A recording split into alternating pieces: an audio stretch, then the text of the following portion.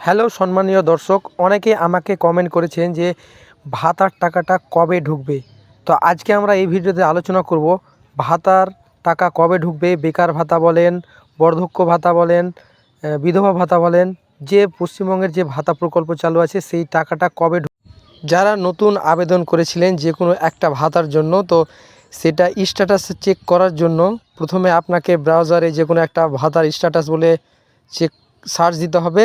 সেখানে এই অপশানটা আসার পরে এখান দিয়ে আপনি এখানে বিধবা পেনশন ভাতা, তারপরে বয়স্ক ওল্ড এজ পেনশন ভাতা, আপনি যেটা দেখবেন সেটা সিলেক্ট করার পরে আপনি দ্বিতীয় নম্বর অপশানে চলে যাবেন।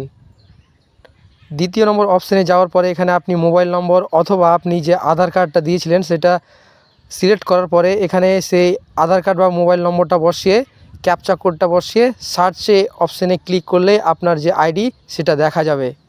তো যাদের সাকসেস হয়েছে তাদের এখানে পেমেন্ট অপশানে আসার পরে এখানে অনেক কিছু তাদের ডিটেলস দেখাবে, আর যাদের এখনও সাকসেস হয়নি তাদের কিছু দেখাবে না। আর যে বেকার ভাতার টাকা মার্চ মাসে ঢোকার কথা ছিল সেই টাকাটা এখনও কারো অ্যাকাউন্টে ঢোকেনি। তো আগামী 25শে মার্চের মধ্যে সকলের ব্যাংক অ্যাকাউন্টে এই টাকা ঢুকে যাবে। এই টাকা কখনোই বন্ধ হবে না। আর এই টাকা যদিও বা এই মাসে না ক্রেডিট হয় তাহলে সামনে মাসে 2 মাসের একসাথে ক্রেডিট হয়ে যাবে। তো এটা নিয়ে কোনো টেনশন করার কোনো ব্যাপার নাই।